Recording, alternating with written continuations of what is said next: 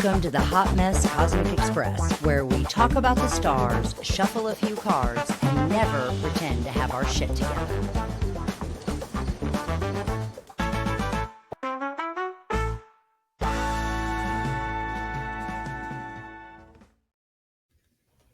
All right, guys, welcome back to the Hot Mess Cosmic Express. If you are just joining us, we are doing a little bitty mini series here where Tracy and I are going through the zodiac signs on the chart. I should say on your birth chart. We started with Aries, and that was episode, I think, 4. You guys have to go back and watch that one. But we kicked things off with Aries because Aries is the first sign on the natural chart. And then we've progressed through to see Taurus, and we talked about Gemini. And then we took a wee little break and had a second episode where we talk about Leo and Cancer and Virgo. And today, Tracy, we are going to start things off by talking about the lovely sign of Libra. Do you love Libra? Do you love Libra? My youngest is a Libra. Oh my goodness. That is a beautiful. It's a really, really beautiful sign. It really is. And some of that we'll talk about where that's attributed to. But just to give you guys an overview of Libra. So kicking things off, it is the 7th house on the natural chart. So we talked about how Aries is the first sign and rules that chart, or that first house on the natural chart. Libra is in the 7th house. And what Libra is, the dates for Libra, somewhere anywhere between September 22nd and the 23rd, and then October 22nd and 23rd. So like right around in there are your dates. Just make sure you check your local listings. It's an air element, and it's a cardinal quality. So when we talk about modality, it's like, what's that quality? And it's a cardinal quality, and it's very yang. So cardinal means it's like a little more. Is that the one? Help me, Tracy. It starts off the season. Cardinal are their starters. They get things started. Okay, so that's cardinal. Okay, so that's why they have a yang energy. So it has that yang energy. And it's also ruled by the planet of Venus, which is the planet of love and luxury and all things just beautiful and things like that. Now, if you think back, we're talking right now about Venus ruling Libra, but Venus, Tracy, also rules the sign of Taurus. Yes. And Taurus, however, is an earth sign. So Venus expresses herself much differently when she's in Taurus. It's a much more slower kind of, when we talk about the luxury or the way that we do things that we love, it may be a little bit more slower or a little more financially centered. When we get to Venus in Libra, it's more along that intellectual, it likes the bigger things. And because it's a yang sign, it's more outside, right? Doesn't that make sense? Right. Does that make sense? Yep. Let's see. So we talked about, so it's ruled by Venus, yang sign, and it's air. One thing that I had that was a really interesting note, let's see, what did I talk about the last time? Like the examples or like the archetypes. So the lover, Libras love. They are one of the signs that just love, not just love, but it's really more like having a genuine human connection. So I shouldn't say the word love because that just, people automatically flip to romance. But they typically crave like a genuine human connection or connection with other people. They also they're very good because of Venus. They're very good at creating with their hands. Libra is a very good one for dealing with their hands and playing with their hands. And I like this one because they are typically known as the negotiator of the zodiac. So they could also, a good example would be whoever that's a peacemaker.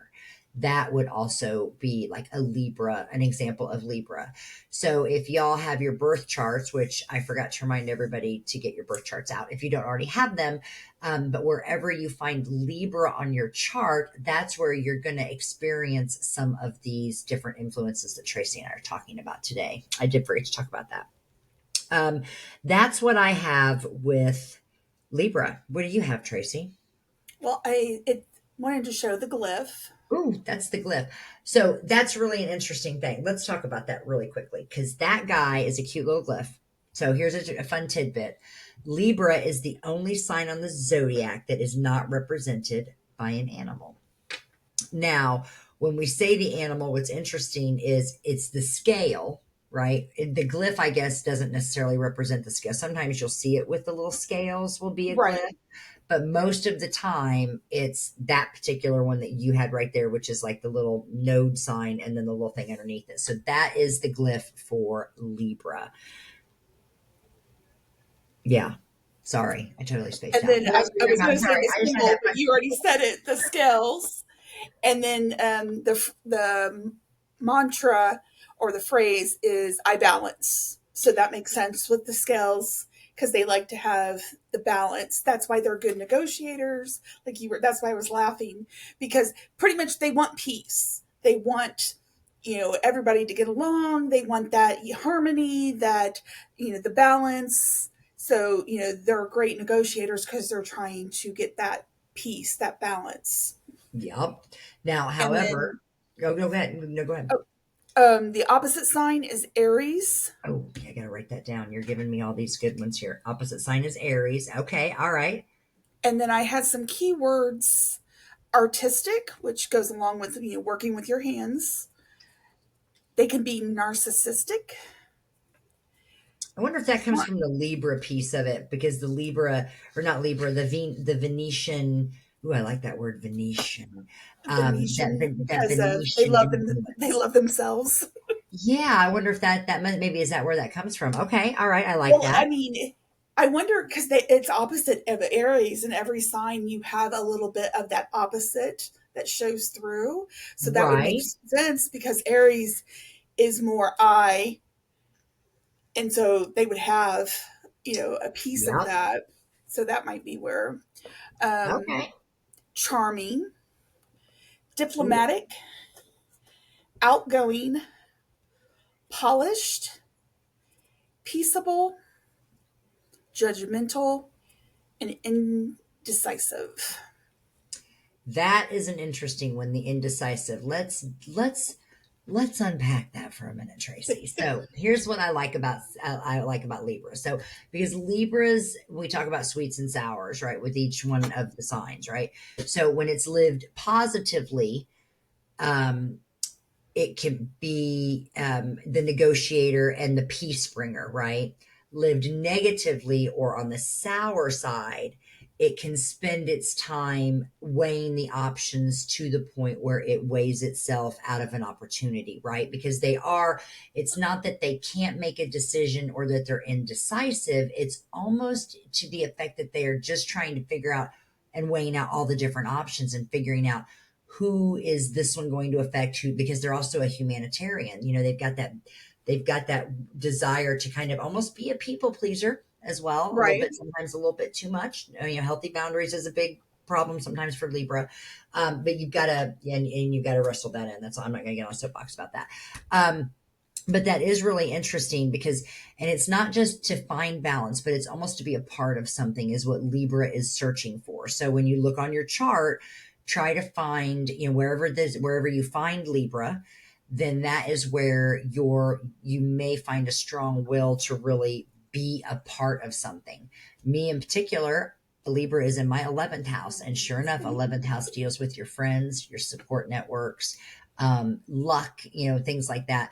I have a great need to be around people, right? So it's that's to be half of something. That's where my Libra is there. But with that balance, one thing I always tell clients that are Libras or that have Libra strong in their chart, and when I say strong, I guess it could be anywhere, but if Libra is your sun, your moon, or your rising, is that because it is a scale, if you think about how perfectly balanced things must be for that scale to be perfectly set, right? And it's very easy for the scale to become tipped over and get Right. off of balance. Libra, because it is so scale and balance dependent, when it gets out of balance, it gets out of balance hard. And to bring itself back up can be a little bit difficult. So, the one thing, wherever you have Libra, is that you really learn to recognize where you're getting out of balance and that you work very, very quickly to right that wrong. Because, for example, if I use in my case, Libra's in my 11th house, if I find that I'm feeling isolated or that I'm not surrounded by people, instead of letting myself go way out of balance and feeling and going complete into isolation and really just feeling like there is nothing and kind of being in this darker spot. I realized I've realized to recognize the early signs of that. And I immediately am calling a friend or texting a friend or doing something to bring myself out because I know that that's where I can go dark real quick. So keep that in Gotcha. mind as you're working with Libra. It's a really, really, it's a really good thing. Um, but if you are stressed or overwhelmed, because Libra is ruled by Venus, some suggestions would be like to paint, create things with your hands, anything beautiful. Like, so if you would, whether you're painting, gardening, doing things with your hands, cooking, pottery, anything that you could do, that would be helpful, or even just beautifying your space. That's another one. Again, if you're feeling like you're out of balance, Libra loves to be surrounded by beautiful things. So taking a real quick jaunt down to the Hobby Lobby and buying yourself this really cute thing for your shelf, maybe shop therapy, but it also may help you to beautify your space a little bit and help you to kind of bring that scale and reset that just a little bit. Just it's a tidbit there. So, All good um, suggestions. yeah, but and so again, so and I did write down as well, as far as going back to finding the house of Libra on your birth chart, guys, is that that is where you'll be driven to find a deep harmony and a deep balance. So that's for those of us that are Sagittarius rising, Libra is in our 11th house, right? Yeah. Yes. So that means that we have typically will find that we have a deep need for that either acceptance or that harmony or balance or to be part of something when it comes to those 11th house areas. Kind of interesting. So, um, and I talked about making things beautiful. And it's also Libra loves parties. That's the other thing. They are the social butterfly of the zodiac. They love to have parties. So, on just a side note, because everybody loves a good party, and parties are usually like emotional good things. I'm going to throw a plug for the moon in there because the moon is all about our emotions. Moon and Libra days are great days to plan parties. They really, really are because it's just yes, Yeah. yes, friend, yes. And I forgot to throw those in there. But yeah, Moon and Libra days, or finding your friend that's a Libra Moon to plan a party for you. Oh, those are your party planners. Oh, totally, party planners. Find your Libra friends. Yeah, those are the people to deal with, to get with that. But because they are used to kind of being like the ultimate host, and they've got they like to have that balance and stuff, they can be a little impatient sometimes, when things aren't balanced. And so that's why I say just realize, just put yourself in check a little bit and you'll be good, as far as that Libra energy goes. Um, and set healthy boundaries. Typically, Libra can also be non confrontational to a fault, to where you're over people pleasing. That's where you're out of balance, right? That's when we talk about being out Right. of balance. You've got to learn to recognize really easy when you are saying yes to way too much, because it's not always that people are taking advantage of us. It's that they're acting in a way that we've taught them to teach to treat us, right? Or Right. that we will do all of these things, and until we teach them the other way, it's not their fault. That's all on us. So you have to kind of figure that out, and don't get passive aggressive about it, because Libra can go passive aggressive. So I told you I had a lot to talk about with Libra because I love Libra. I do. I love Libra. So that is Libra. Do you have anything else for it, for Libra? No, that was it. No. All right. So we are going to move on to the eighth house on the natural chart. So if everyone would look at your birth charts, Tracy's showing you there all the goodies for. We're looking at that zodiac wheel with the sign of Scorpio, and it is depicted typically by a scorpion. We talked about how Libra is the only sign that's not represented by a animal. So now we're back over there, and we've got that scorpion.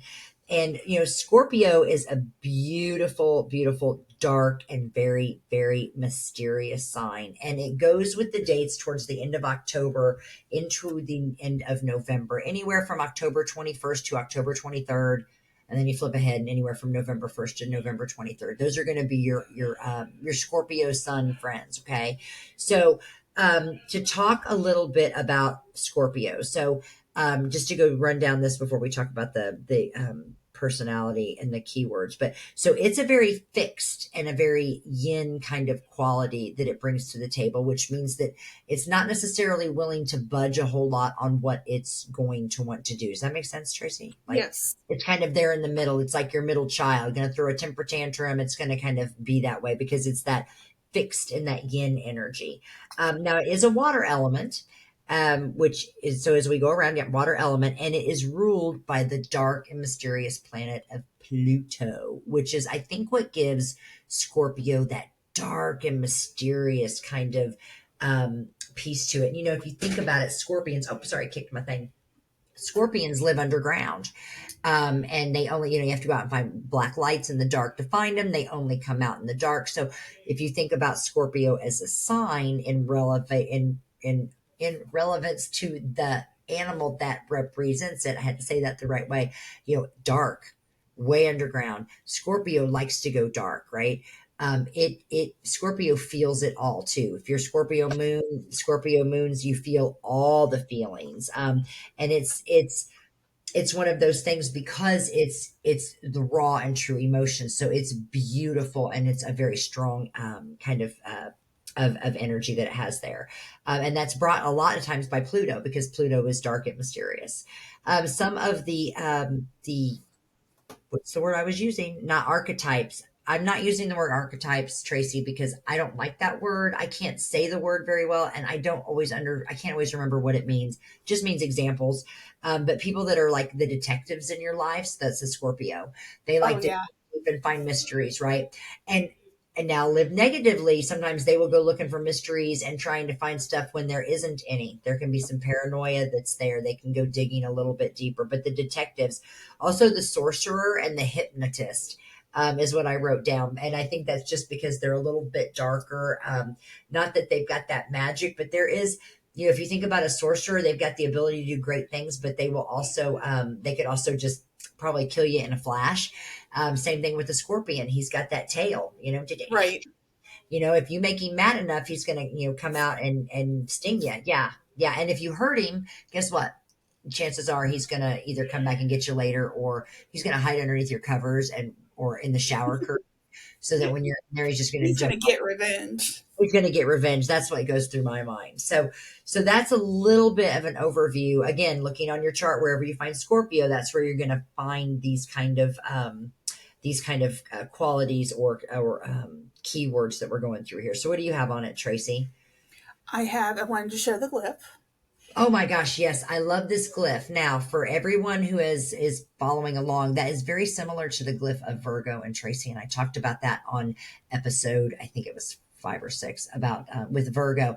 That Scorpio it just has the tail at the end of it. It's very, very close to Virgo. If you're looking on your chart and you're looking for Scorpio, sometimes it can be, you just give yourself a double take to make sure you've got the right one, because it's got that Yeah, little bit of Virgo tail. has the womb. It comes up more like because there's a myth in a mythology. They were once the same sign. Virgo and Okay. Scorpio were one sign, and when they split, Scorpio is considered the masculine of the sign when they split. So it has the tail, and then Virgo has the womb Okay. of Now, it. So so, here's Virgo.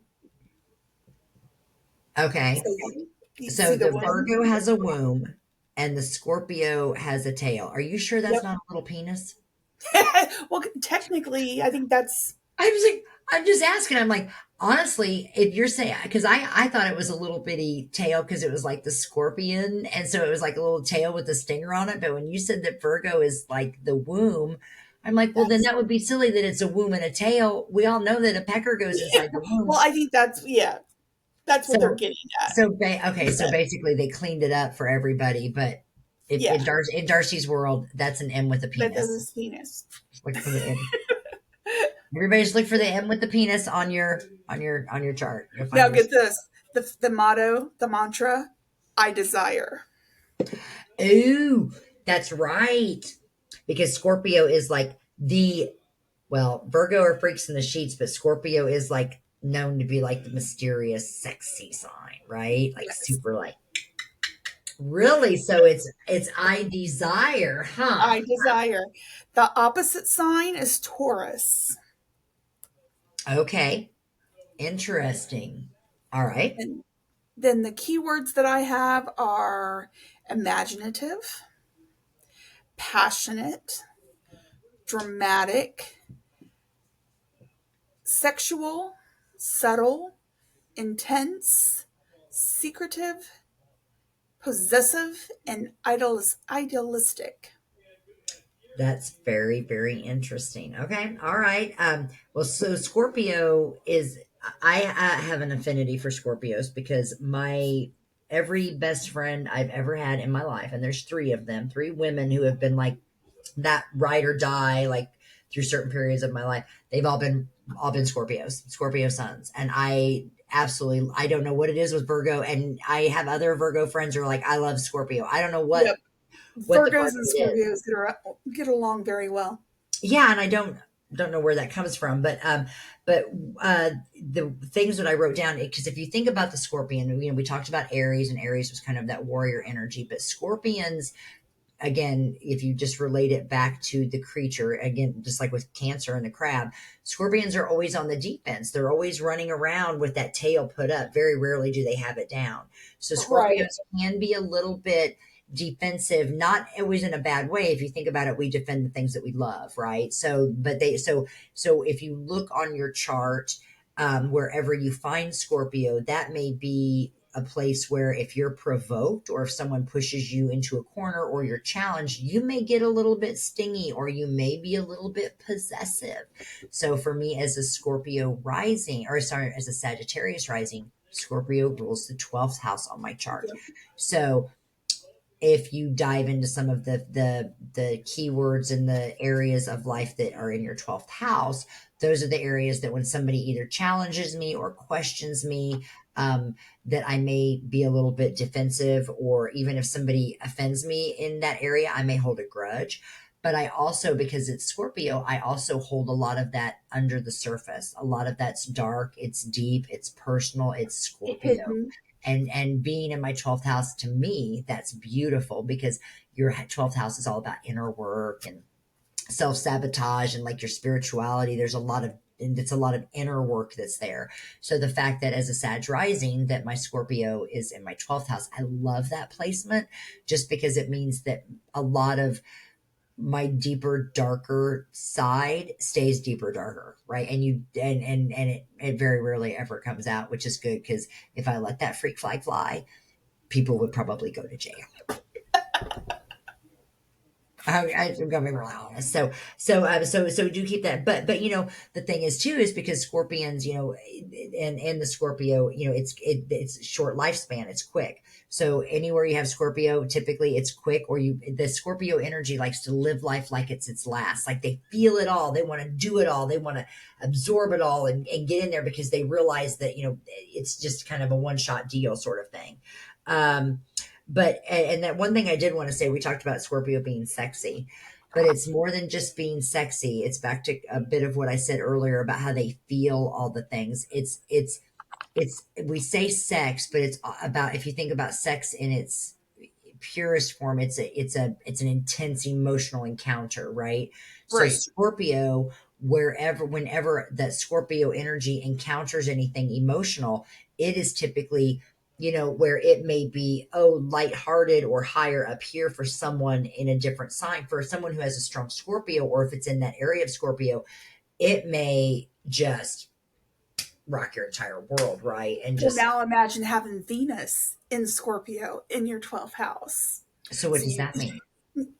that's what I have. Venus, that's where my Venus is. So you have Venus, which is, it's very where your passion, your love, and then you have that. Uh, Yes. So it's like, don't want to get too off the track because we haven't gone through all the planets yet. But yeah, we'll go through yes. the planets through your signs and houses later. Yeah, in another episode. Yeah, Oh, but you know what? what And I you're know that saying, that's why I was sitting here going, yep, yep, because the whole time I'm like, oh yeah, that explains a lot about my Venus being there. in that 12th house, isn't that interesting? Yeah. So that's a lot of that Scorpio, like I said, just that Scorpio energy. What else, but and just to that point, so I wrote down, I have my sock thing here. I didn't talk about it on Libra, but just to give you my sock thingy here. Um, on the sweet side, they're very courageous and dynamic. So they'll, obviously they're going to fight for what they need, and they're very dynamic in everything that they do. Very, very faithful. very resourceful. I love that. It's just figures shit out that I would never be able to figure out. And ambitious, they get shit done, right? So that's that yin or that yang energy. But on the sour side, they can be a little bit suspicious. So this is kind of recapping it. Sometimes they can go digging for mysteries that aren't really there, or just think that someone's out to get them, or to think to be like to just think that there's more to a situation really than what's there. It's just in their personality. That's just a Scorpio. That's what are you going to do? Um, but for that, in that way, they can be a little bit jealous. There can be a little tendency for jealousy there, and then a little bit of resentment or holding grudges too. So it's a big thing for Scorpio to make sure that we don't hold grudges. I love one of my favorite quotes about grudges. I believe it's Buddha, but it was that holding on to a grudge is like drinking poison and expecting the other person to die. Person to die. Yeah. Yep. They also can be they can become obsessive because they kind of let those emotions of overthinking, not overthinking, what were you just talking about, Well, the where intense emotions, right? So yeah, you feel it. So if it's that intense attraction, yes, exactly. And so, but I mean, if you anything that they are passionate about, they are gonna. I mean, that's you think about that's that, and it's not just Aries is a fighter, and what and Scorpio, it's a fighter with that heart into it, and it's yeah, it's got a deeper layer to it for sure. Love me some Scorpio energy, intense emotional encounters anytime. And so then again, another plug for the moon. When we talk about the moon in Scorpio, those can be extra intense emotional encounters. So that's Scorpio, Tracy. Now, so we've got one more that we're gonna do, and then I think we're gonna break because we're doing these in threes. And then we'll come back with another one. But what we're gonna talk about next is this sign near and dear to my heart. This is our rising sign, Tracy. This is the sign that makes the entrance into our lives. This is the wonderful, fiery sign ruled by the planet of Jupiter, Sagittarius. Dun, dun, dun. This is the ninth sign on the natural chart. And you can see there's the centaur. And I want to point out what Tracy's seeing there if you're listening on this, but just so you guys understand, it's represented by the centaur, but the glyph, so the symbol, I'm sorry, nope, we'll talk about that in a minute. Nope, you're going to talk about the glyph. I'm going to keep going here.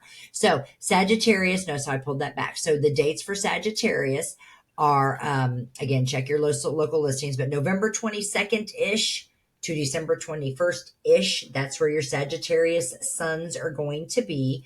It is ruled by the planet Jupiter. Jupiter likes to make everything big. So when we think about Sagittarius, yep, Sagittarius likes big. Just think about Darcy. I'm all about go big, go home. It's big. It's big energy.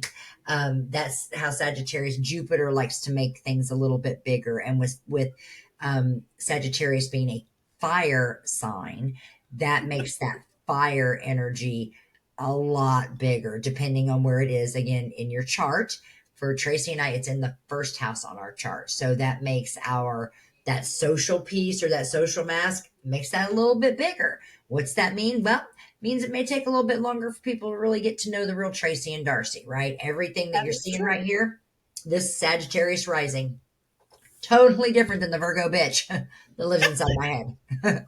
Totally different. So, but because that Sagittarius is that super big energy, and we just talked about Scorpio and that darkness and that being, it takes people that almost overshadows so much. So it just makes it a little. So wherever Sagittarius is in your chart, that's where things may be a little bit bigger for you than they are for other people. And that's again because it's ruled by the planet Jupiter and because it's a fire element. Now, as far as like its qualities and the energy. It's a mutable sign, so we're at the end of that season there, so we're mutable. And then what's that mean, Tracy? Help me because I can't remember. Mutable is they're like adaptable, flexible. It, Are we? Am I? Oh, wait a minute, that's the Virgo. Sorry, that's Virgo, Darcy. Sorry, there she came out. Sorry, let me hang on. Let me well, put her. Virgo's Let me put her Virgo's away. Hang mutable on. too. And Put her Virgo's away. is mutable too. So it's pretty much it's that end of the sign. It's the because we're kind of like the if you think about it, beginning, middle, and end, the person at the end kind of has to be flexible because you don't know what's coming. you're going to have to wrap it all up.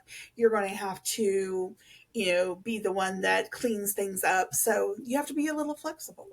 So basically, you're telling me that Yeah, we're the caboose of the as the season. caboose, you just never know what you're going to get. And the reason we say it's the caboose, guys, it's not the end of the zodiac wheel, but it's the It's end of the three sign set. So we kind of split them out into the different. You can split it any way you want. There's 12 signs, 12 houses, all of equal whatever. But we just decided we were going to take it and do just four separate episodes. So this is the end. So we split them into that modality or that quality kind of thing. And so this is the very end of that season, I guess, is what Tracy's referring to there.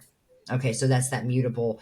And so I guess then that's so it's interesting because again, we talk about how they're all different. They're all the signs. They may still have the same planet, they may have the same element, but everything comes through a little bit differently. Sagittarius with that mutable energy, it's a yang sign.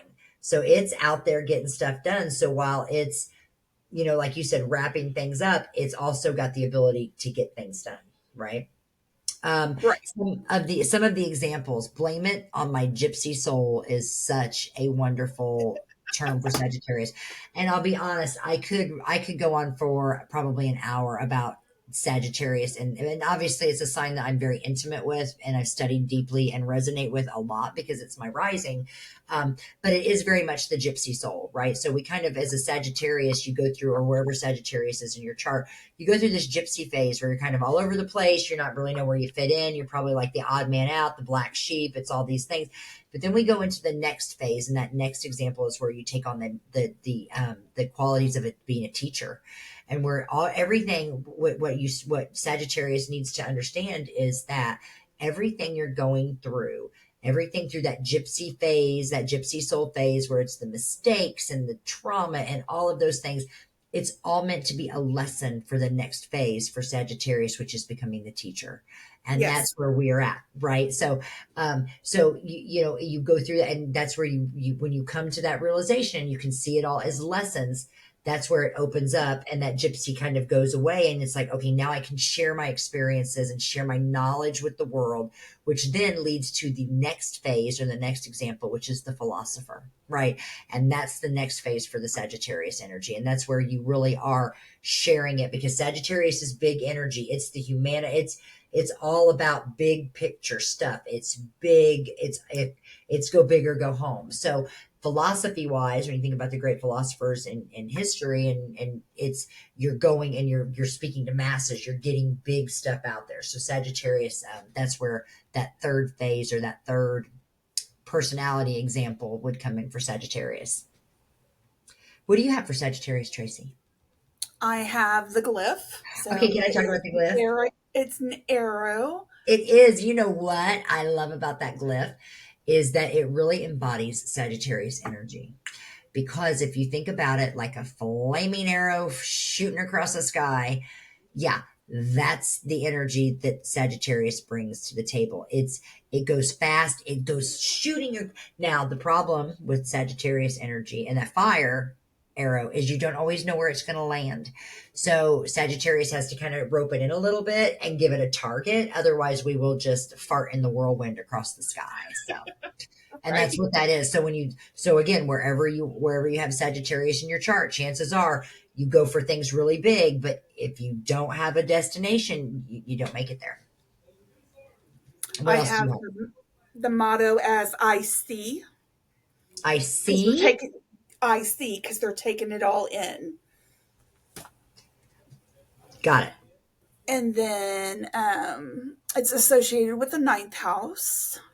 Yes, and that's with the ninth house. That is so if you wherever you find Sagittarius on your chart, so it's associated with the ninth house. But if you look and see where it is on your chart, so it's going to be different. Ours is in our first house. That is the house where you are supposed to make your mark on the world. How you like them apples? Ah, see, look at the look on your face. You're like, what? Well, I've never heard it as that's where you make your mark on the world. I've always heard it as the ninth house as like education, travel. But that So kind of like when you say that, that kind of makes sense then, it's what you also said. about your legacy. Ninth house is about your legacy. So that is where you'll make your mark on the world. That's where, when That things makes happen, a sense. lot of times when we're having emotional pulls on like, where do I belong? Or what, where, how are people going to remember me? Kind of like that legacy. That's where the Sagittarius, something's going on in Sagittarius. Usually it's the moon, is rolling through Sagittarius. But yeah, it's where you are set to make your mark on the world. So just depends on where that falls on Very your cool. chart. On For us, it's on our first house, which is that Right. public. That's why I was like, that's interesting. Again, guys, we're just living proof. At least that's the way I feel of how astrology is real. I mean, I can literally look at and I know you can. Shit, I can justify why I'm eating pizza at 3 a.m. I can justify it, but looking at this, I can't. If Aries was first on my chart, I'd be like, that doesn't make any fucking sense because I'm not a warrior. That's not me. This all makes sense. This is where we talk about astrology is real. This is so, I just love all this. It's so much fun. Okay, sorry, keep going. Sorry. I didn't. And then the opposite sign is Gemini, Yeah, that's interesting. which to me that makes perfect sense because I'm a Gemini moon and a Sagittarius rising, and I constantly feel that pull of you know part of me wanting to be this fast and furious and Out there, just live, dynamic, like yeah, just shooting just stars, live shooting arrow life across as the a sky. gypsy. And then the Gemini, the airy moon sign, wants to think about it and get all the details Overthink about and it. Yep. right, Yep. yeah. So I totally understand that Yep. And opposite. then you put your Virgo in there. Yep. Yeah. Oh yes. Yes. Sorry. She hit a nerve. Yeah, Yep. You threw. welcome to my world.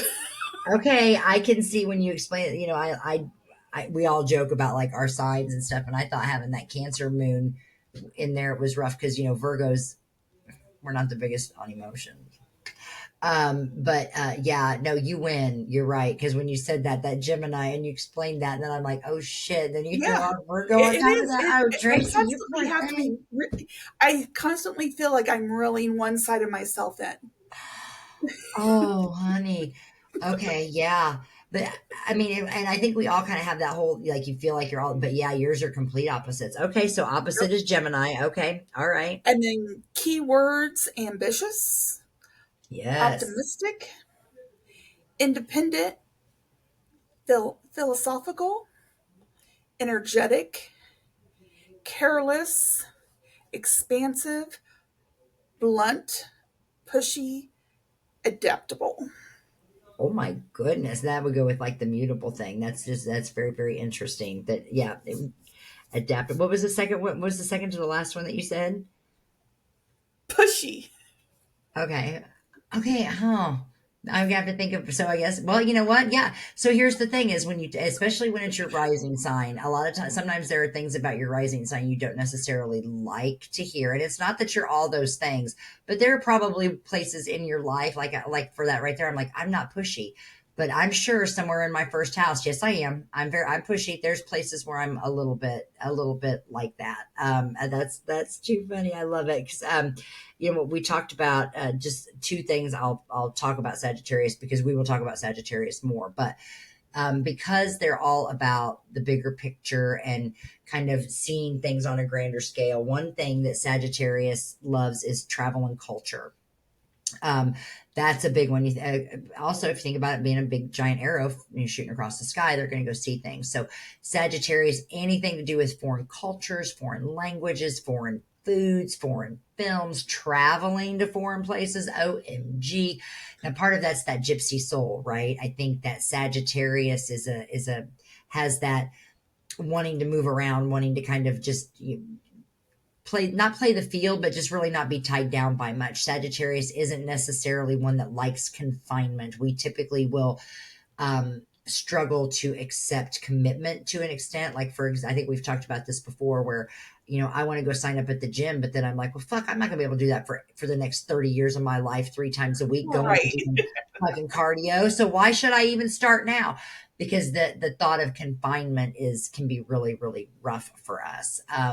But it's not that it's a bad thing. It's just you have to know what you're getting into, right?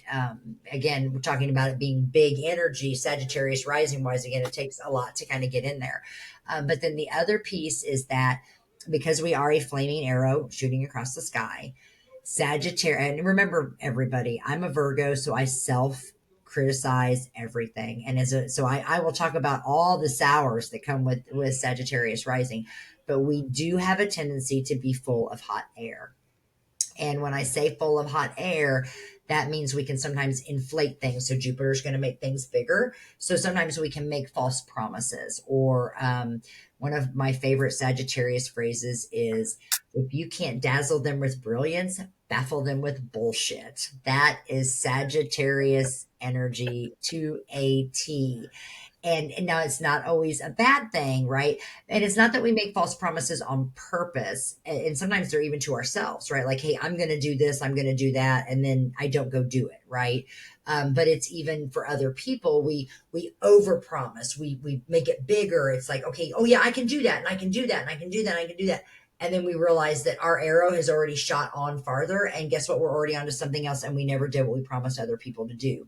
And so we can sometimes, and again, I'm speaking from a Sagittarius rising perspective. This Sagittarius in general, though, this is the same thing. Figure out where it's at on your chart because you may inflate things a little bit.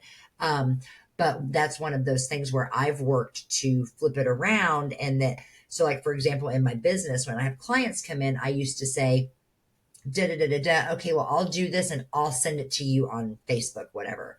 And I started realizing I wasn't doing it or it was taking me weeks. I mean, and it's not like I'm not sitting there. I'm doing all these other things. So I've switched it around now because I don't want to put off that. I don't want people to think that I'm not doing what I promised I would do. So I quit promising and I flipped it around and now everybody gets a piece of paper with a QR code. And if you are truly interested, because I realized people weren't all answering or opening even up the shit that I was taking like an hour to type up for them. So now, if you really want to talk to me, you will scan the QR code and send me a message, and then we'll discuss it. But I quit promising things because so that's how you can get Sagittarius kind of working with that and whatnot. But you really do have to look at wherever Sagittarius is in your life or on your chart and see where do you inflate things a little bit or maybe promise or commit to a little bit too much, whether it's to you or to even to somebody else. Yourself is even the worst, right? But it's not that you're meaning to let people down, but there may be some places where you might want to take a look there. So like if it's in your fourth house, take a look at home. What's going on at home? You know, if it's in your fifth house, take a look with your kids, things like that, seventh house partners, stuff like that. So does that make sense? Yes, it does. I love me Sagittarius energy. I could talk about it all day. Literally, I want to read off these pages, but there's so much that I just have to say about it, about all the signs that, yeah, once, as we talk more about these, it'll be a whole lot different. So, but I did want to, since that's like the last one that we're talking about in our kind of Zodiac season, I did want to thank everybody for hanging out and checking out this episode. We would, as always, really appreciate a 5-star rating on the show. And if you guys could download this, follow us, share our shit, that'd be really, really great with somebody else. We would really, really appreciate that. What do you think, Tracy? Anything else?